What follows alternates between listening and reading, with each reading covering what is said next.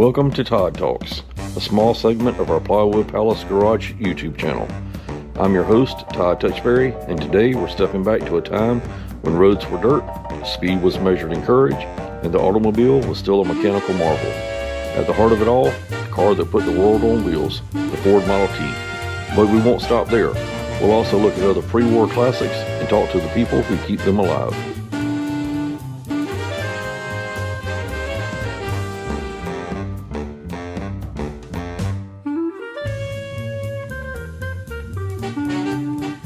So grab your driving goggles, advance the spark, and let's take a ride into the golden age of motoring.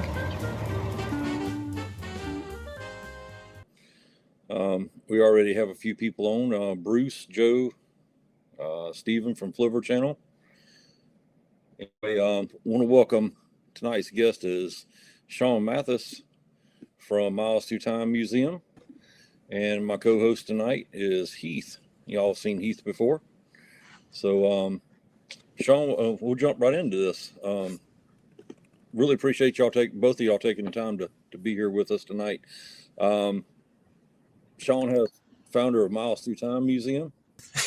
Okay, Sean. So, just to reiterate what Todd was saying, so your museum is in Clarksville, Georgia, right? That's right. Yep, not too far from the border of South Carolina. Oh, okay. And how far are you guys from Atlanta? It depends on what side of Atlanta. It could be an hour and a half. It could be 7 hours. Wow. Just depending on how you go. Depends on traffic. That's right. Yeah. Without traffic, it's like an hour and a half from the airport. Okay. Can you hear me now, Sean? You can't hear me. Sean, you still can't hear Todd? I cannot. Uh-oh. Let's see here. This is great. Sean, you jinxed us with the no pressure. I don't know what I'm doing wrong. Let me see if I can just remove myself. Sean, Heath, I'll let you go ahead and start with everything. Let's go ahead and part. Yeah, let's dive into it, Sean. Why don't you tell us a little bit about yourself and how your passion for antique cars began? My name is Sean Mathis. I have always been into cars, all kinds of cars, trucks, motorcycles, anything that goes. I've always, it's been my daily driver. I've had something that I've wanted to make cool and do something with. And then in about 2015, I think it was, 16, somewhere in there, I wound up inheriting my grandpa's 59 Cadillac Coupe de Ville. And wow. So I was 32 years old and finally had a second car. And I felt so privileged to own that thing that I did everything I possibly could with it. I took it to car shows. I got a Facebook page for it. My wife built a website for it. I got it on the cover of a magazine. And then I got tired of going to car shows. And I was like, well, what could I do where I could still share my car, but have people come to me in a climate controlled environment? And that is where I came up with the concept of what would eventually become Miles Through Time Automotive Museum that I started in 2017. And I literally started the museum with one car, and since then we've grown it to over 130. Wow, that's incredible. So the 59 Cadillac was the catalyst for everything then? Yeah, it was one of those cars that, I probably would never go buy one, but it was my grandpa's car, so it was special. And I wanted to share that story with people, and knowing that I had a close connection with it. I was very well aware that others also have that kind of connection with whatever the vehicle is that they have. And so I really wanted to emphasize on sentimental cars, family cars that mean something to somebody. And that's the bread and butter of the museum. It's not 100%, but a good 90% of the cars in there are sentimental. They mean something to somebody. Sure. Well, that's what it's all about, is the stories. Even more so. I think everybody, as you know, whether or not they're an enthusiast, has a story about a memory associated with a car through their whole life. When you started the museum, so it started with your grandfather's Cadillac, and I wanted to ask, was this a car that he bought brand new, or how did he acquire that car? Yeah, this is a car he bought brand new. Wow. My dad remembers it as just being the family car back in the day. I remember it as being the car underneath his cover in his shop my entire life. I never saw that thing ever driven, ever pulled out of his shop. Can y'all hear me now? I can. Yeah, you're Okay. back. All right. Todd is back. I started going for the other computer, and I said, let me check it real quick. I don't know what happened. It figures. It makes it more memorable. That's right. Yeah, I guess so. All right, y'all go ahead. I'm sorry. I'll catch up. Oh, no, that's okay. Mainly the car, you know, it was just a car in my grandpa's shop. There was actually a period of time where I couldn't even remember what year car it was. I knew it was 60, 59, somewhere in there. I got lucky. It's a 59 Cadillac. The thing amazing. is, though, it could have been anything, and I would have wanted to do the same thing. Sure. Now, do you have any background in automotive? I mean, was there anything that so you talked about the Cadillac started it all. Was there something else that gave you this experience of mechanical knowledge or automotive history? How did you kind of get into that aspect of it? You know, I grew up, my dad was, you know, both my grandpa and my dad, they're mechanically construction. They could do it all. So growing up, my dad had gotten an old Jeep that looked like a mail delivery Jeep. And I was way too young, like pre-third grade, but he had decked that thing out with big tires, metallic blue paint job on it. The license plate said CJ for Sean, and it was supposed to be mine. It was never going to be mine. It sold. Then 14, 15, my dad gets a 56 F100 pickup truck, and that's going to be my first vehicle. I'm closer in age now, so I can remember we took the bed off and did a bunch of work to it, took some leaf springs out, got an old Thunderbird with a 302 to transplant, and my dad sold it all back to the guy we bought just the truck from for the same price as he paid for just the truck. So I didn't get that. The Cadillac kind of was like the third time's a charm for my dad giving me some sort of vehicle. But like I've always just been into cars. So, you know, I'm a remove and replace, modify, make it my own kind of a guy. Spent 11 years in the Air National Guard working on A-10s and C-130s. But that's pretty much I never went to school to do anything automotive or museum wise. I can tell you, I have no idea what I'm doing with the museum. I've been bootstrapping it and learning as I go. Sure. Absolutely. All right. Again, I'm catching up or whatever. I don't know what happened there, but Steve, I was asking him. He's pretty kosher on this stuff right here, and he said that he had never seen this situation before. So anyway, it is what it is. It's live. So I'm gonna jump back in, and I hope I'm not asking a redundant question or anything here, but is this in the first museum here? I know you've been in a couple of different locations. So that there is the original location in Toccoa. That was an old Ford dealership. So this is the museum that I walked into with a realtor for the very first time ever meeting her, ever going to Toccoa. Never been there before. And this is like a Ford dealership that just they packed up and left from the 80s. It was wood paneling, stacks of tires in there. And I go in there because the realtor knew I had this car, and my wife and I were just looking for cool old cheap buildings downtown. And I asked her if there was any that I could park my car in it and just get it out of the garage. And there was no building like that, but she wanted to show me this old dealership because there was a couple old cars in there. So I'm like, I got time. So we go in there and check it out. And I start envisioning everything. I can see the wood ceiling, the wood beams. In my mind, I can remove the tires and all the walls. And so I just start blabbing to her, hypothetically, everything I would do if I had this building. And then she tells me her dad owns the building and I needed to meet him. So he comes over. I tell him everything I would do in here. And that was it. Handshake, nice to meet you. And the next day, the realtor calls and said her dad's down there knocking walls down and I needed to go talk to him. So I was like, wow. Yeah, it was one of those things where I was like, oh, man, I was just kidding. I don't actually have, the time, the resources, any of this to do this. And ultimately, I was like, man, I'm going to regret this for the rest of my life if I don't at least try. And so I did. And for 3 years, if the museum was open, it's because I was there. And then in 2020, we moved to the new location in Clarksville. How many cars could you fit at the old location?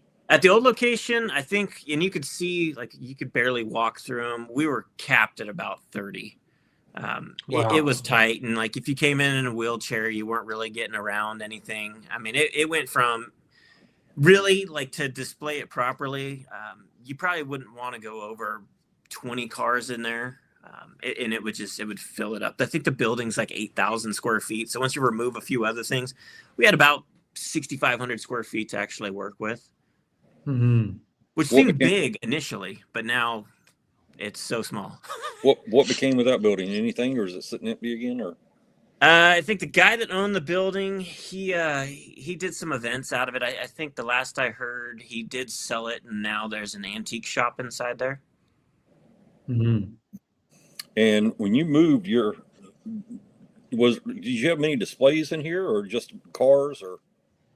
You could see we built a gas station right at the entrance, which kind of barricaded the entrance and blocked the museum.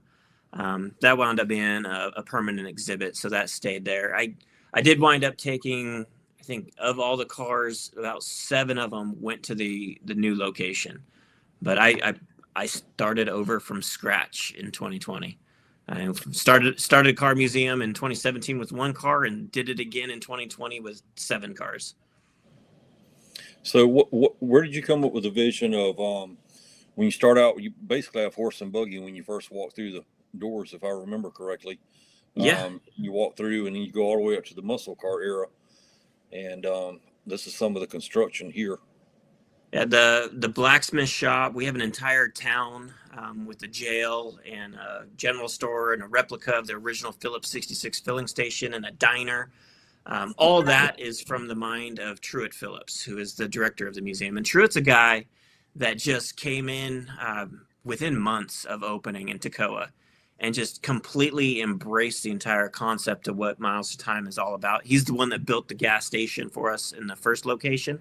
And he was just a volunteer guy there. And so when I moved the museum and turned it into a 501c3 nonprofit in 2020, I made him an official director of the museum. So he is the guy with the vision of the permanent exhibits and the skills to build it. That was all built out of reclaimed and recycled materials. I mean, we had rough cut boards and piles of sawdust 3 feet high. It was brutal. And then all the windows are things he had. It's even everything inside of those exhibits are a constant work in progress, because it all depends on what people bring us to put on display. Again, we didn't have it all. Is that your mother-in-law's motorcycle that you mentioned earlier? Yep, that's my DT360 there. That's the only monoshock DT360 in the world. Okay. That was rescued out of the Sierra Mountains in California. Wow. Heath, you want to talk about some of the displays? Yeah, I was curious about the display. So you mentioned that you've got some permanent exhibits, looks like, with the blacksmith shop and some of the earlier brass era cars. Do you have anything like quarterly? Do you rotate and do special exhibits, or any kind of strategy behind that? Or tell us a little bit about things that you've got that are permanent, and then also maybe new exhibits that you're working on.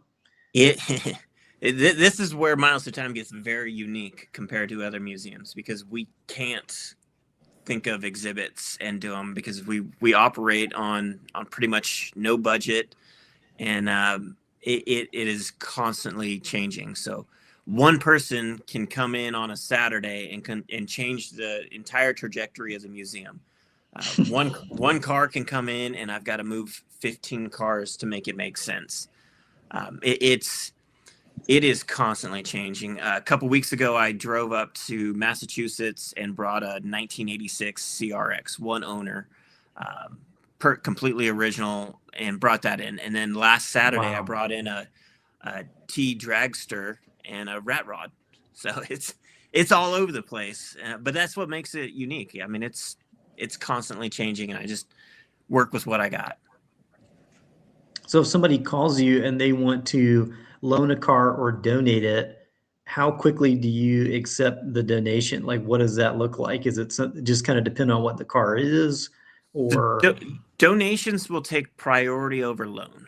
Space is definitely a premium, so I've got to be able to logically and logistically have a loaned car make sense.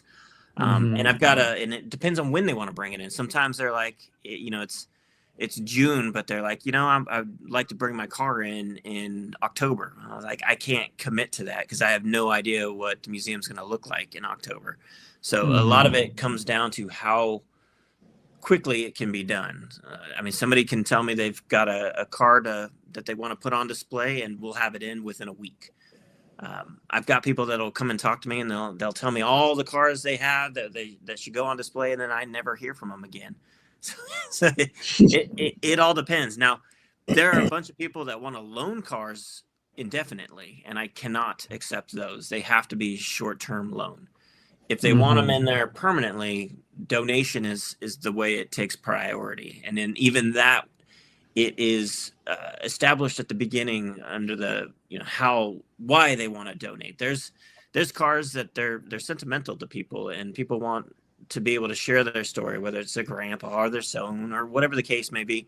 That becomes part of the museum's permanent collection.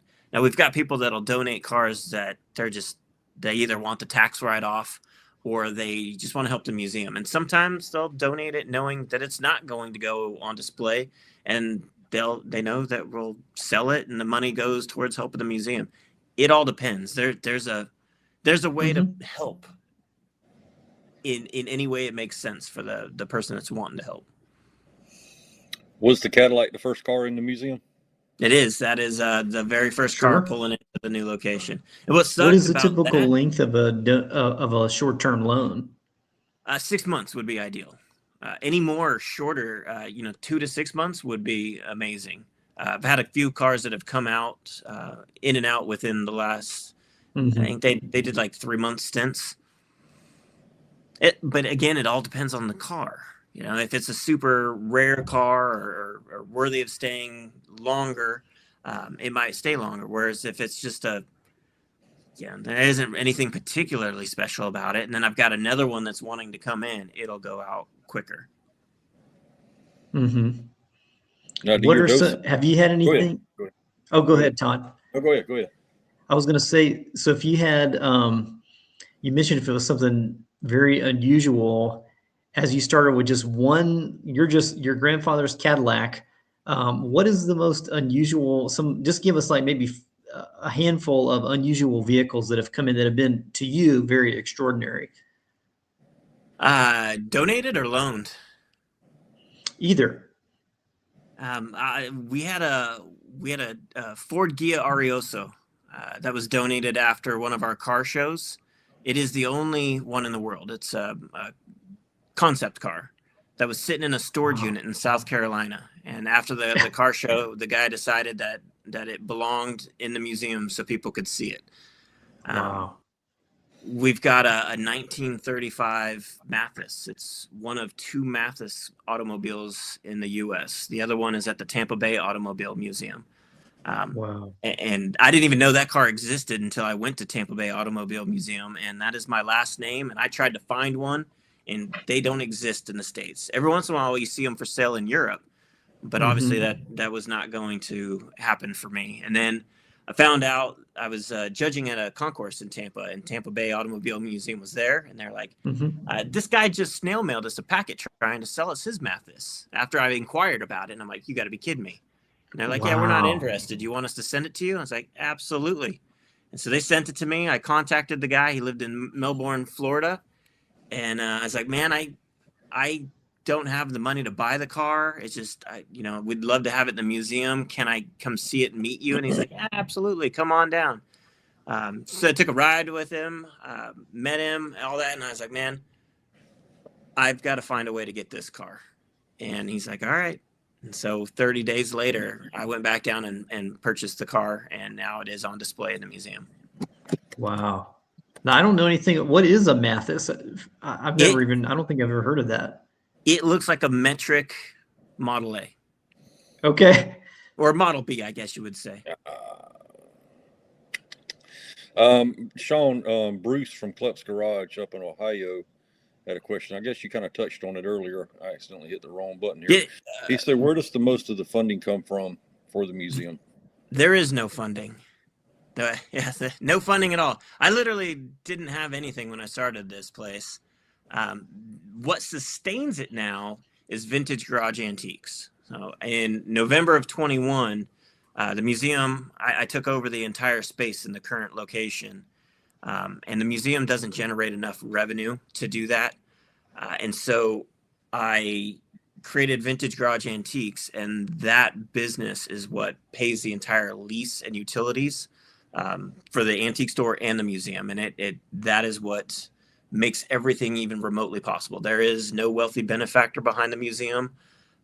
It is entirely by donations and admission. Good deal. Dean from Dean's Customs and Performances here. He says hello. What's up, Dean? And Ira Peavy joined us. All right, let's get back to this here. God, dog. You think this is the very first time I'd ever done this? Man, I feel like Steve on his technical difficulties with his live the other day. So this right here is Gallery 4. This is the latest expansion to the museum. This is actually taking on a second lease inside of the old Clarksville mill where the museum is now.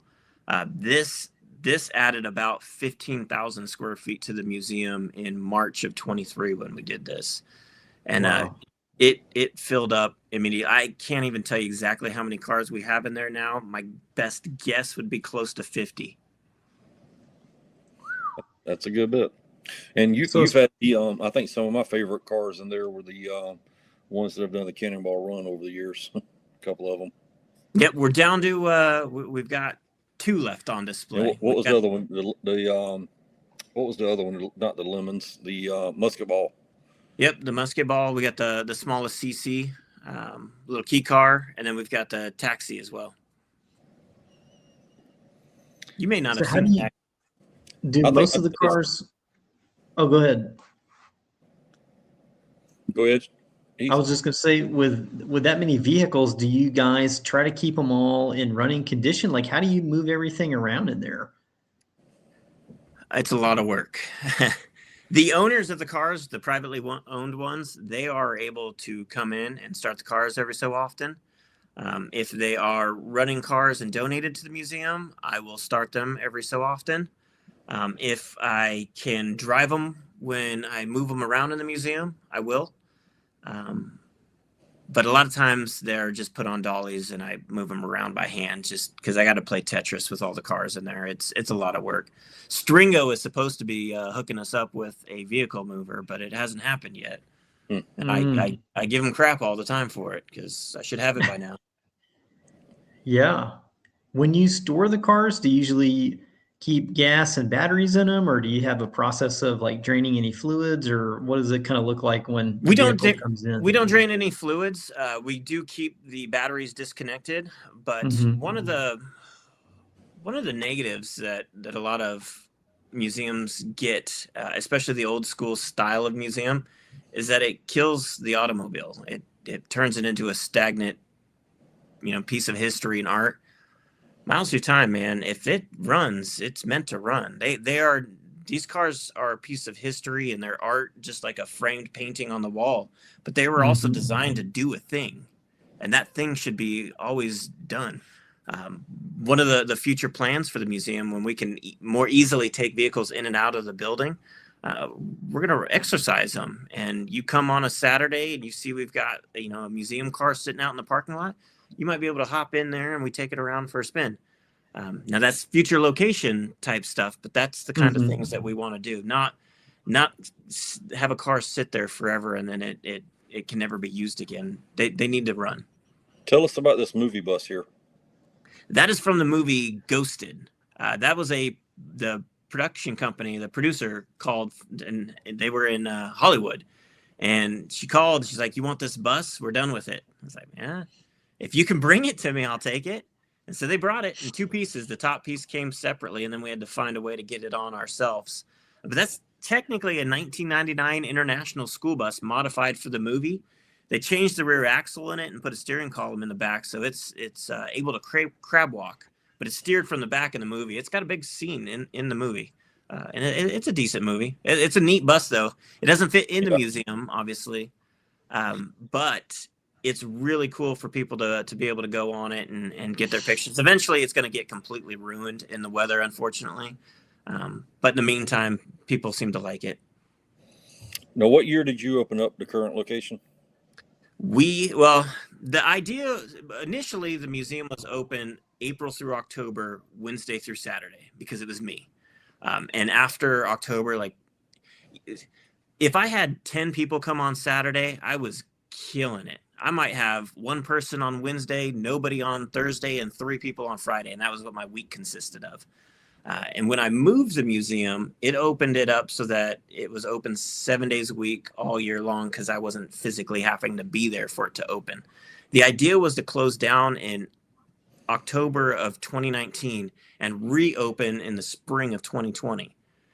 There was lots of delays, and we did eventually open up, I think, by May of 2020 officially. But it took a many months to get it to a position where we could actually open it. And now, we average, about 1,000 visitors every month, which is pretty cool. That's I was going to ask you. That was my next question.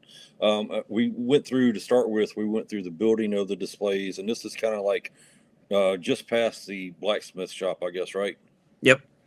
Here, so we'll let that play while Heath takes over for a minute. Sure.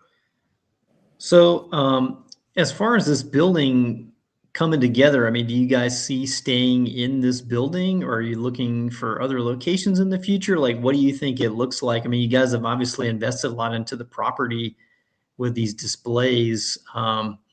That seems like it, but do you think you want to stay here and keep working with this location, or eventually find a place closer to Atlanta? Or so we're just tenants inside this old mill, and okay. I have sunk in a lot of money in reinvesting and getting it to where it is. It's a constant work in progress, but we can only do so much in the current location. The ability to expand any more in the building is not possible. Our events, our annual show that's the last Saturday of June, is too big for the property. And ultimately, I call vintage garage antiques legal money laundering, because that is what it feels like. We collect all the money from the antique store, and I give it all to the landlord. It works, but it's not sustainable, and I can't just charge vendors more because I need more money. I need to be cutting them checks so that they want to stay, and it acts as a giant gift shop. And the only way to make all this work is for us to move to a larger facility. Unfortunately, there are no larger facilities. We're in just shy of 50,000 square feet right now, and the plan is to move into a 100,000 square foot building, and it's going to even remotely be possible because Vintage Garage Antiques will have 20,000 square feet of billable booth space. The museum will only be slightly larger than what it currently is. The big addition for the museum is vehicle storage. Right now, we do not have vehicle storage, and as we keep getting more vehicles donated to the museum, it poses a very unique, good problem to have, but it is a problem. For museums, it's a kiss of death if it's stagnant. And the more vehicles that get donated, the less spots I have for loaned vehicles. And then it winds up looking the same. I need to have the ability to pull the cars off the museum floor and reintroduce them in various ways. And the thing is there's museums that have storage, and they're inaccessible. My vision of a storage facility is that you understand that you're walking into the storage facility, but you get to walk into it. The whole point of having cars in the museum is so that people can see it, not hide them away. So my idea is to have it where you're going to walk through the museum, and then you can walk through storage. And, and the storage vehicles, they might be a little dusty. You might not be able to walk all the way around them, but they're there, and you can still see them. And then you come another time, and you might see it back on the museum floor. Well, I mean, that makes it fun, right? Like if you think about the vault at the Peterson or the behind the scenes tour at the AACA Museum in Mechanicsburg, like that's the fun part of going with a docent down to the offsite storage and seeing what's hiding in there. And then maybe it rotates into another exhibit in the future. That's right. And the docents make a huge difference, man. It's the museum is self-guided. And we have these little brochures that that has trivia on it and tells you about the museum and all that. But having somebody in the museum representing the museum, just there to either elaborate on stuff that people seem to be interested in or pique their interest in something. A lot of times it's just listening to the visitor, just letting the visitor reminisce and share their story. It changes a visit from 45 minutes to 2+ hours. And we're volunteer based. So the more volunteer docents we can get, the better. And that's going to go for any museum in the country. Where do you guys find a lot of your docents? Is there any one place of recruiting, or just people that visit the museum regularly? It's usually people that visit the museum, that embrace the concept, have the ability. It's funny. I hear more. I would volunteer if I was closer than I hear I want to volunteer. And the reality is the volunteers we do have, the closest one is 45 minutes away still. We have a couple right now that are staying in an RV. David and Jane Story, they're in the parking lot in an RV today. They come every week, or not every week, every month for about a week, and they're docents while they're here.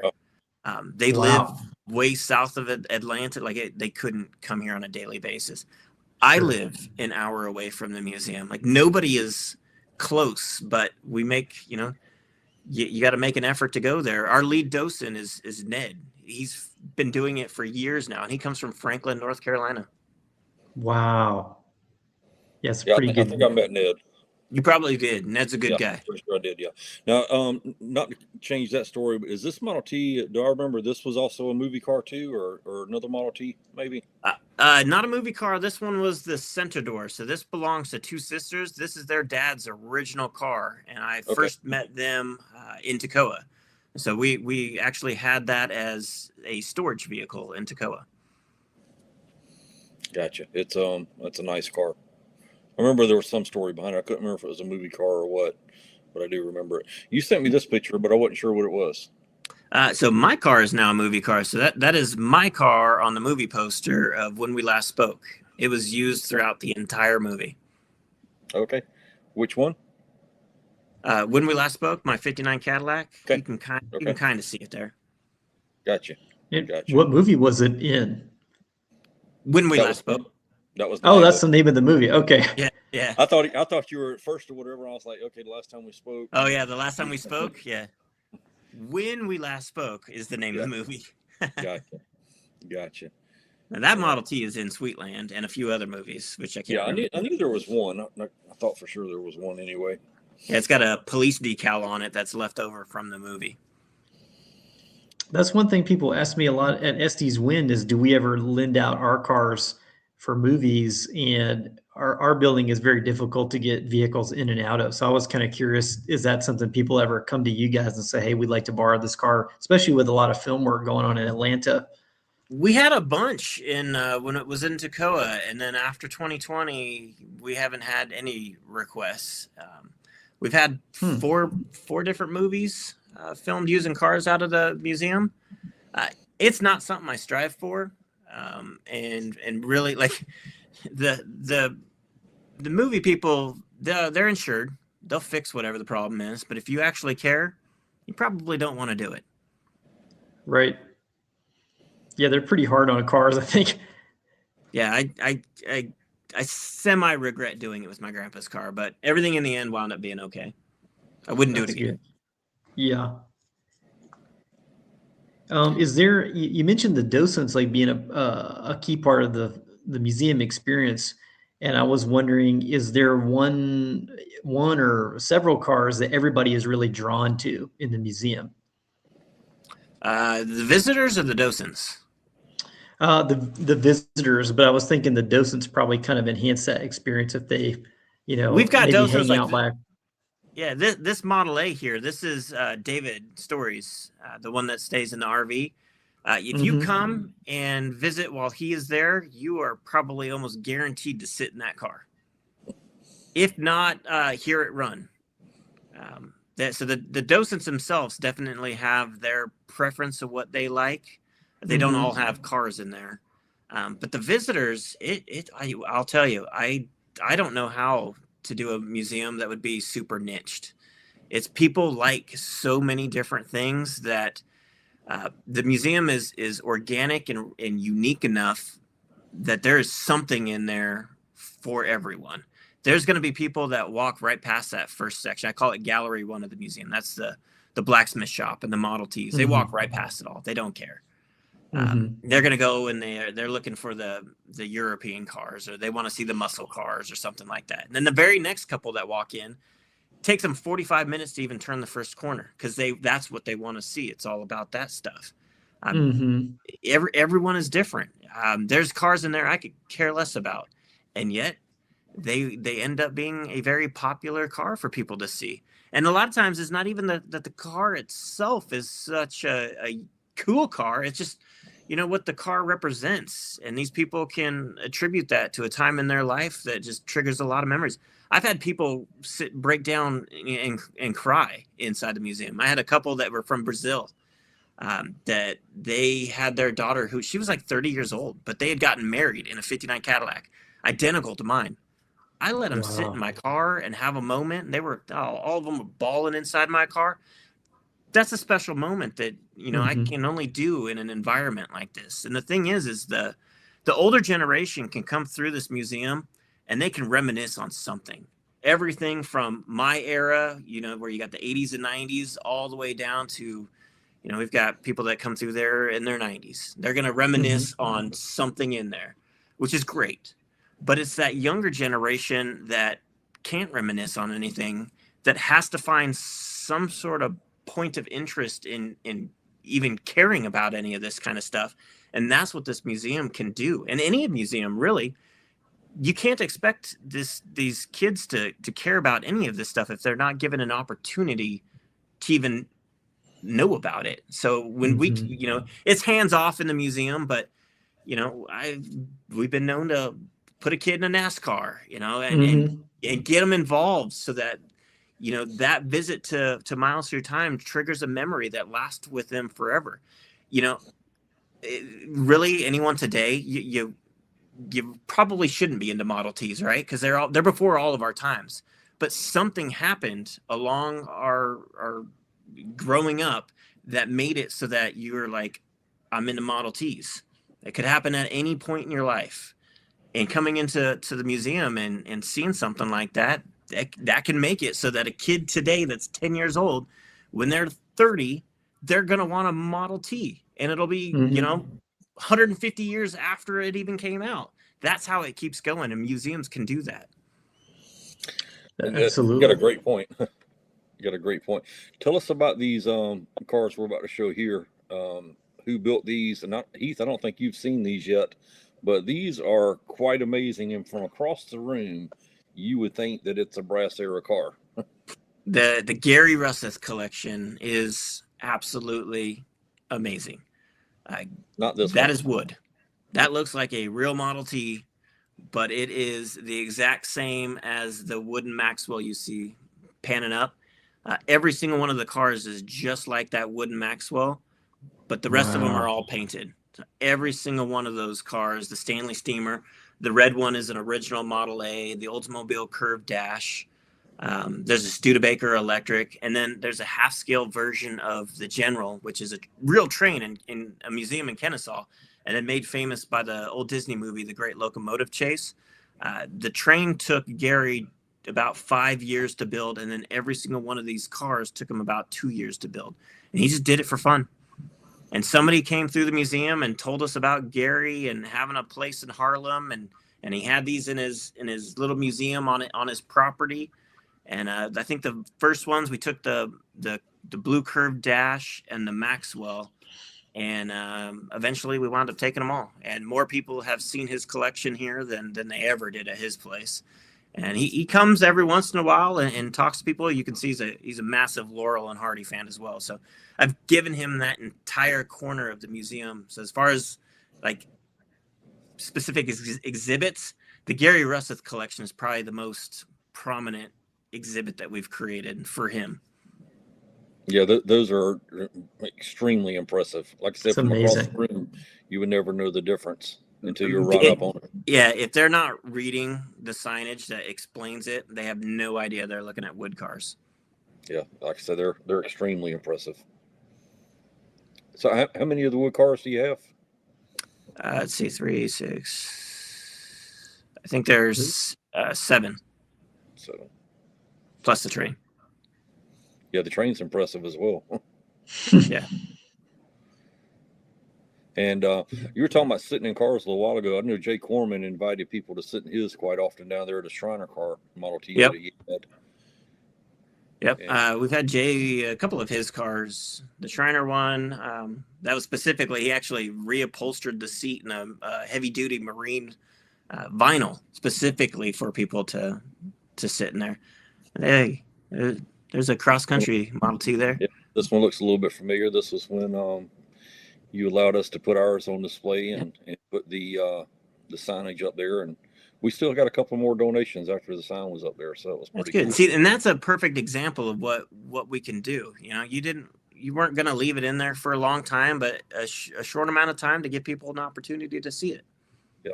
Now, how did you get this Cadillac on this round table?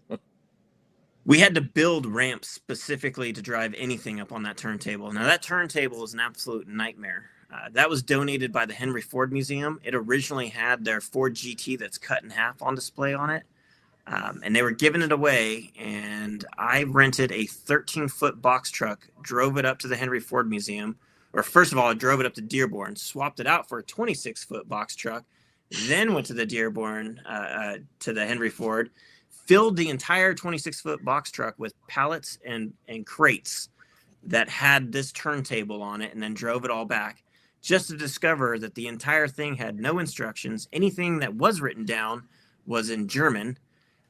The wood flooring I had to pay for separately, and we put in on top because it was just like a hardy board that had like spray paint on it. And then the sidewall there was twice as high as what it currently is, which didn't make any sense.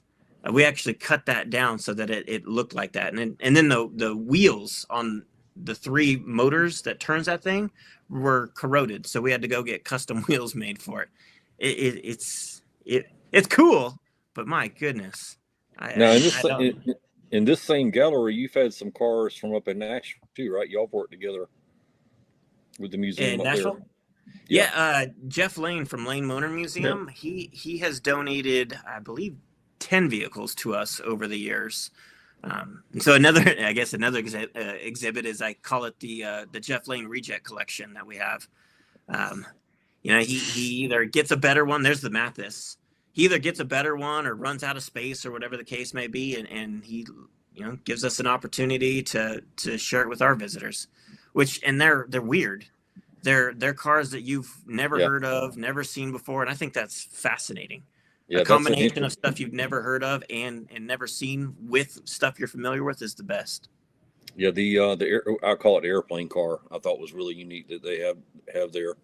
Yeah, Jennifer loves European stuff, and as well as the early stuff. But she that was her. She was in her happy place at that museum with the European stuff, everything. I've ridden in the Helica with Jeff, and then he donated one to us, so we have one on display. And then I've driven that in the parking lot. Okay. Wow. And it goes way faster than you want it to as well. It's just on like bicycle. I love all the Tatras in there too. I think are so cool in the Lane Museum. Yes. Those are really even cars. That Citroen right there. That was the one at Lane Motor Museum that you got in and took your photos with it. So a lot of people have their pictures in that car. That's awesome. That's the Lane Museum, if I remember correctly, is the old bread factory, I believe. Yeah, that building would be amazing. I wish I could have that one. Yeah, because it's a really cool building. And then Clemson University, they donated those 2 cars in the corner you see. It looks like a BMW X3, and then the white one back there. They have a graduate program called Deep Orange where the engineer students will design and actually build the vehicle over the course of their 2 years. And that is number 4 and number 5, I believe. And now they're up to like 17. Dang. Sean, do you guys ever have school groups come through regularly? I wouldn't call it regularly, but yes, we do. We do field trips. The last one we had about 100 kids come through the museum. Wow. That was in 3 waves, but that was still a lot of kids.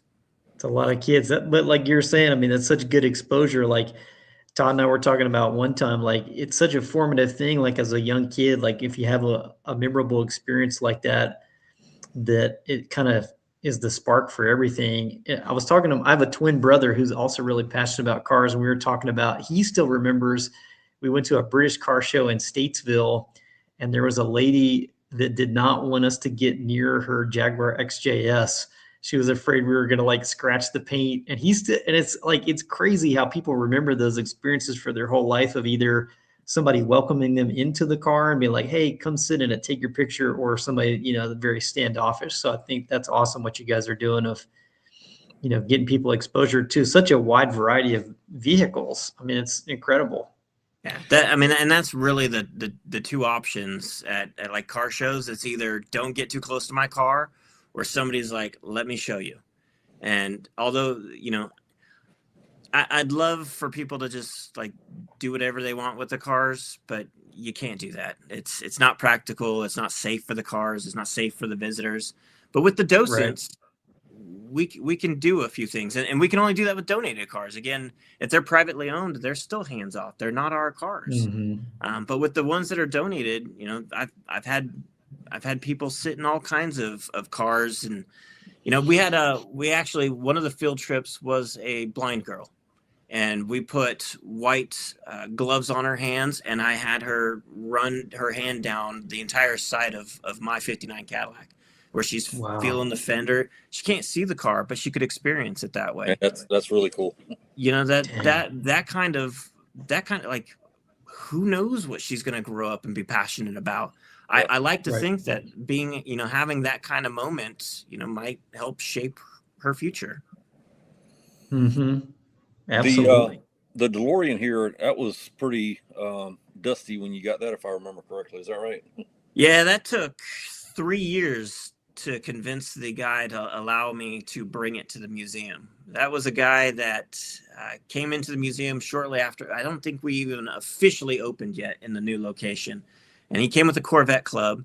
And at the time, we could use some more cars. So he's like, yeah, I got all these cars. I'm like, that's great. And he's like, and I got a DeLorean. I was like, oh, really? The DeLorean is the #1 most requested car to see on display, and they're at almost every single museum. And so we go in, and Truett and I, we go to his house and we look at his cars, and I'm like, these are great, but where's the DeLorean? It's at my other barn. And so it's down at the other end of the property, and we go in there, and it's a dirt floor, it's tarped walls, it's in front of a creek. It's covered in vulture poop. It's got a fish tank sitting on it, a refrigerator leaning next to it. The door handles are broken. The tires are flat and rotted. It was heartbreaking. I had no way of buying this car, but I made him an offer right then and there. And I was like, I'll figure it out. He wouldn't sell it to me. And so then I was like, well, good, because I can't buy it. But can I take it to the museum? And he didn't really want to budge on it, and it took 3 years. And I was actually bringing the snowmobile Mini Cooper from Monster Garage. Oh, wow. The AACA museum donated it to us, and I'm bringing that down. And we had just gotten the Bricklin that you see behind the DeLorean. The Bricklin was rough. There was like a pine tree growing in the floorboard of that. And I had a Detail Mafia reach out, and they're like, we would love to come and detail that for you. And I'm like, that's great. But what you really need to detail is this DeLorean I know about. And so I call the guy, and I'm like, I'm bringing this snowmobile Mini Cooper to the museum. I can unload, and I can get Detail Mafia to detail your car, and we can get it in the museum and all that. And he's like, what time can you get here? I'm like, you got to be crazy. The one time, so I drive all the way down from Hershey, Pennsylvania, unload the snowmobile in the museum, take the empty trailer, and then we go and drag this thing out of his barn. I took it home that night because I was beat. And it like everyone was taking photos. I had people trying to stop me, trying to buy it off the trailer. I then got it up to the museum the next day, and then it came into like trying to figure out how to break into this car because the door handles were broke, so you couldn't even get into it. Once I got the doors open, I replaced the door shocks so they'd stay open for $30 off of Amazon. We had money donated to purchase new tires. And then the guy that owns the car purchased new metal door handles that I installed. And then Detail Mafia did their thing. That's all we've done to it. And it looks, overall, it looks fantastic. Yeah, it was definitely rough whenever you pulled it out. Yeah. Definitely. So if I'm gonna jump ahead of myself a little bit here, if money and space were no issue, what would be the ultimate car that you would like to display in what town? There's a couple cars. I would really like to see an Art Deco era car in the museum. There was a period of time where I thought we were going to get one, and that has not come to fruition. But the other car, and people are going to hate it, but a supercar. I need a supercar in the museum. Yeah, balance.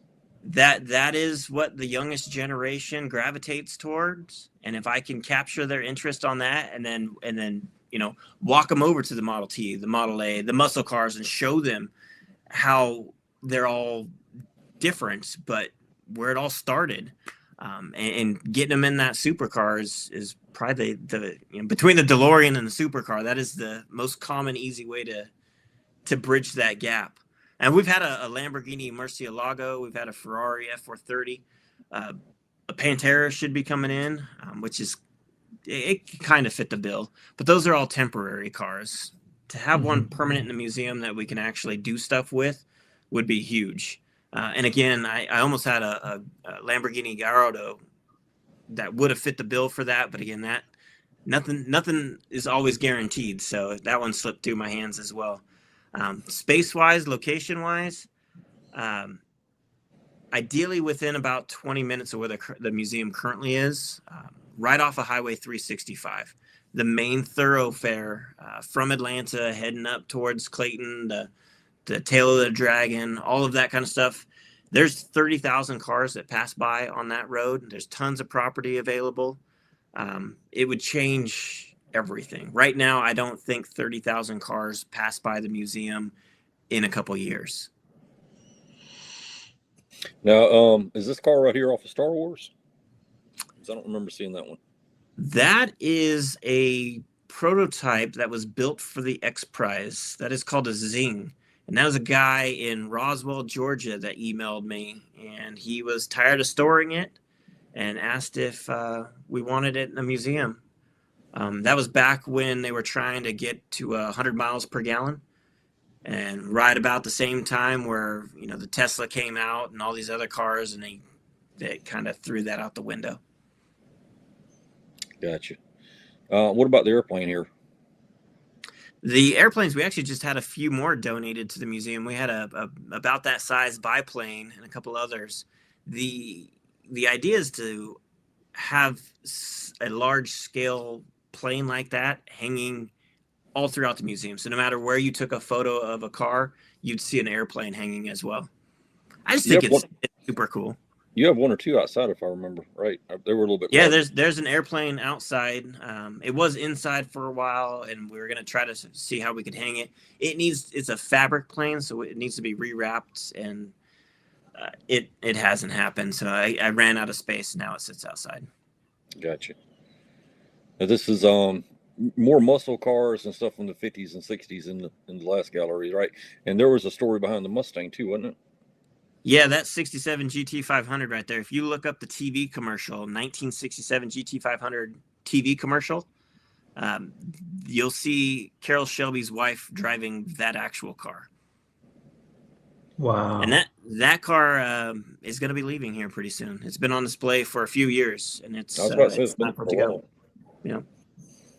It's been there for a while now. And that's a pretty good shot going back the other way there. Now you've had a project lately, the Forestry Commission. Yeah, we had a U.S. Forest Service member wanted to create this exhibit, and he organized getting a Jeep for us, and then we raised funds to actually transform it into what it looks like today. And then we share the story of the U.S. Forest Service vehicle. It's got an authentic Smokey the Bear sitting in the driver's seat. Good deal. That was Now, did not a y'all part paint? like that. That wasn't me. That was nothing that I had planned. That was somebody else, getting involved with the museum and helping shape it. When I say Miles Through Time is a co-op style museum, I'm not joking. Like it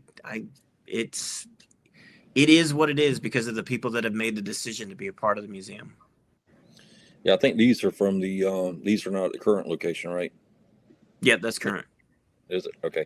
There's also that really steep ramp, and I thought I put that video in there too. That is before we expanded. So the first expansion allowed us to bring cars through the big front teal doors. The second expansion allowed us to come up through the loading dock. But this first time, to get vehicles into the museum, we had to go through this guy's business. So what you can't really see there is shelves behind there that I had to move out of the way. So we waited until after hours, moved his shelves. Those shelves were not going to take very many moves before they were going to collapse. They collapsed a few times on us, and I fixed it. But that was brutal. I didn't know we were going to have to do that when I first made the decision to move in there. Good deal. So, how often do you swap out a car? How often does a car come in? I know we talked about some of that earlier, but every week, every month, or it changes pretty much weekly. We've got cars coming and going every month for sure. All right, got a few lightning round questions. All right. And I'll start, and I'll let Heath go. Ford or Chevrolet? Depends what it is. Good. Pre 1950.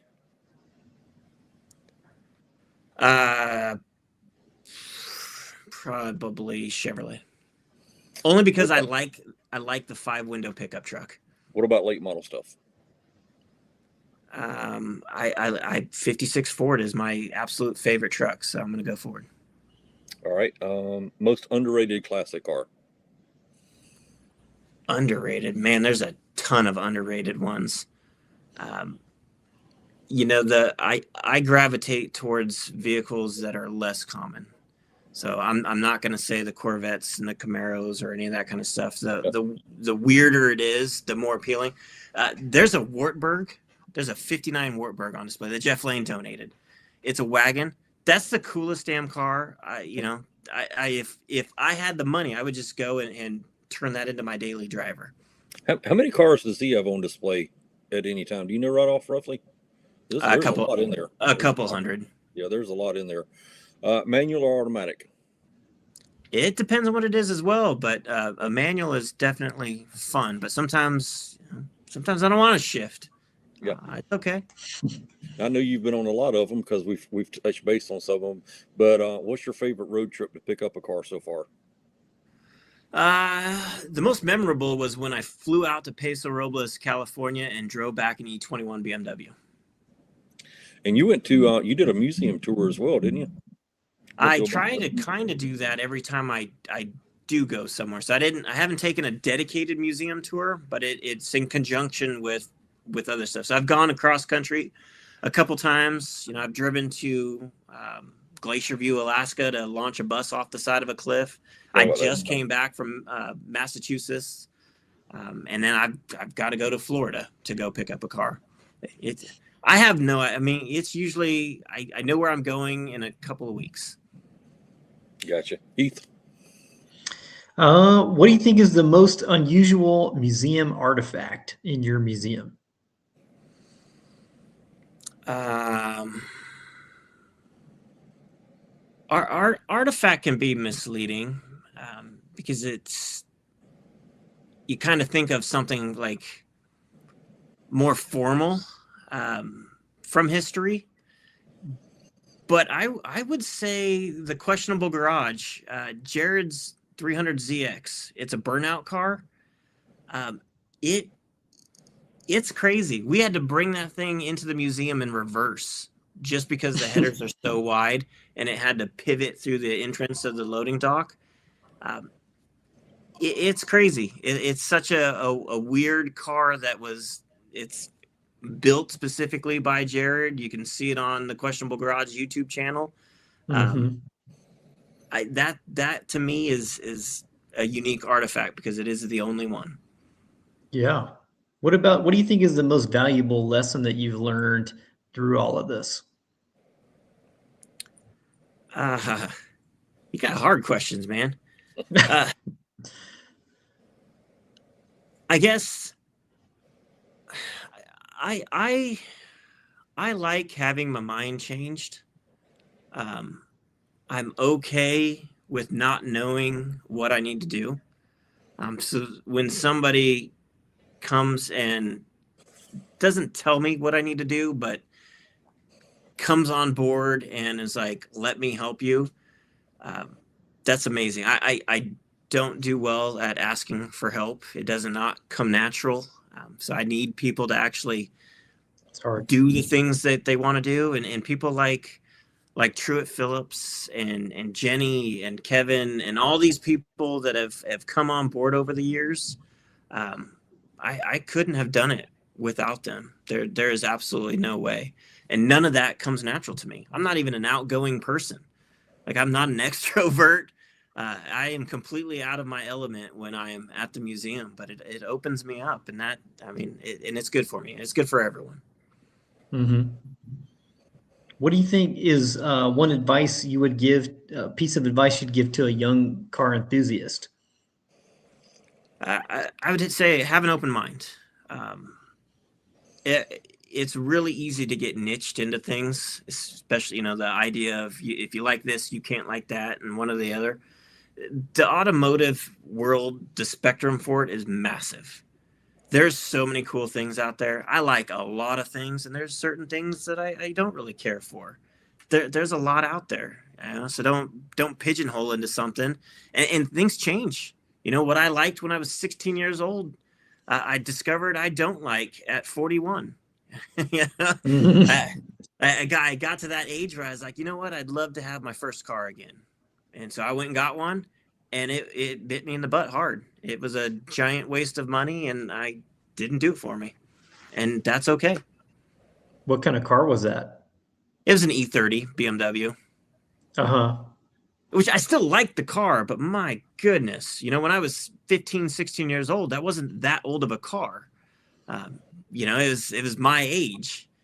Right. Now it's older, and it was, a little bit rough. It had all kinds of issues, and in my mind, everything worked. My sunroof worked, my windows were fine. I had no issues with that car, and it was all I knew. Now, I've been in so many different cars that it alters my perception on a lot of stuff.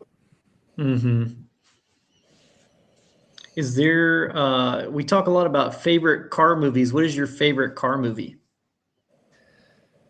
Probably Gone in 60 Seconds. The original or the Nicolas Cage? I like the Nicolas Cage, man. I like the Nicolas Cage too, man. I think it's great. Eleanor is beautiful. Absolutely Eleanor's stunning. cool, and then the chase scene with the E39 BMW is pretty cool too. And the whole movie makes me want to go steal cars, which isn't necessarily a good thing, but it's so cool. Well, there's so many good lines in it. Yeah. And the characters are good. I remember that, and then also from that era, it may not be everybody's favorite, but I loved all the Fast and the Furious movies that came out in that era. It's just I think we're probably similar age, so a lot of that coming up, you're like, man, when you saw the Lancer Evos and the WRX and all that stuff, you're like, man, this is. And then later, in the second one, all the Dodge Rams that they custom built with the huge road armor bumpers and all that. It's just super cool. The first couple of Fast and Furious they're definitely, I remember going to the theater, driving to those, and yes, making you want one bad. As it progressed, those movies do absolutely nothing for me. No. Sean, I know you do a lot of events at the museum. Anything upcoming? Anytime soon? We've got a Mopar show coming August 1st. The Pharaohs Car Club out of Clayton is putting that one on. So we do our annual show, and then the rest of the time we allow other organizations to host their shows. It's a win-win. They, a lot of times they're doing a show for some sort of charity or whatever they're raising the event for, and we benefit by hopefully they go into the museum and buy stuff in the antique store. Yeah, very true. If people want to get in touch with you, find out the address and all that, where can they find it on Facebook? website? Everything is Miles Through Time, milesthroughtime.com, at Miles Through Time. Pretty much everything will go to me. My wife just said, my wife was a car dealer for a while. She said, I've sold some Lancer EVOs. We had a Mitsubishi dealership on the kids coming to try and test drive after the movie. We actually had one on display for a while. It was a beautiful car. Okay. So you're also on YouTube as well, right? Yep. Miles Through Time. At Miles Through Time. All right. Heath, I know you have a couple of events coming up too. We might as well mention those. Sure. Yeah. So in addition to some of the car stuff I do, also really love Asheville's got a lot of great architecture, and I'm doing an architecture tour that is focused around the decade of the 1920s. So we'll be highlighting some Beaux-Arts and Art Deco buildings, primarily focused around one architect here named Douglas Ellington, who's originally from a little town called Clayton, North Carolina, and his biggest body of work really is in Asheville. And so we're going to do a trolley tour of 5 different of his buildings in Asheville, public and some residential. And that'll be September 13th and September 20th. We've done 2 in the spring. It's so much fun, taking everybody around. And my favorite thing is a lot of these buildings, like you see all the time, you don't really take the time to appreciate them. And so when people are on the tour, they're like, man, I totally missed the significance of this building. And that's kind of the same thing. Like when people take my Model T tour, they're like, oh, I've got my podcast on and I'm in my car and I just miss everything. And, they're like, man, I totally just didn't even see all this. That's kind of my favorite thing to hear. So I'm doing that. And I have a kind of an unusual lunch and learn coming up at the end of August that is called The History of Food in Asheville. So we'll be talking about what kind of food George Vanderbilt ate when he came to Asheville in 1886, when he stayed at the original Battery Park Hotel, all the way up to kind of the dawn of the microbrew trend in the late 90s and early 2000s, and the kind of explosion of the culinary scene at that time. And it will be paired with a nice buffet lunch. So I thought that'd be something I love just any aspect of Asheville history, not only the automotive, but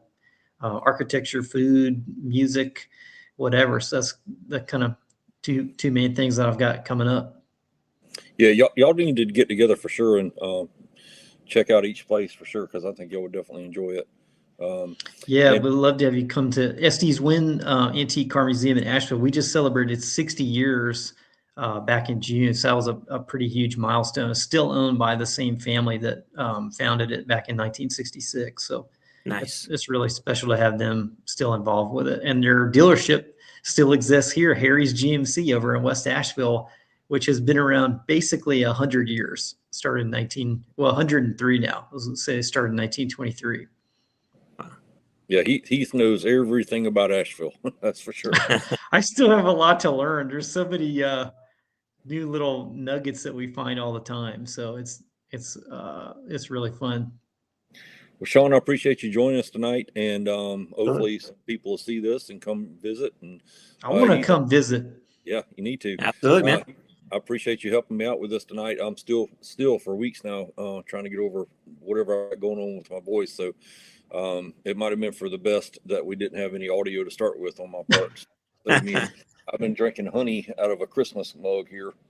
Nice. But anyway, do appreciate it. And I also need to mention also for the Miles Through Time, with the holidays and everything coming up, a lot of people go visit Helen, Georgia, and you're not that far away from Helen whatsoever. So, I mean, that's a great little, split off for the guys to go do or whatever, while the wives are shopping. And that's the way I look at it anyway. That's a easy, how far is it away? About 20 minutes. Yeah, I didn't think it was very far at all. And a couple of good places to eat around there too. So that's something to think about for the upcoming fall holidays and everything. So, but again, appreciate what both of y'all do. And don't forget, if you don't see us around here, we'll see you around. Thank you. Y'all stay tight just one second. I messed that whole ending up.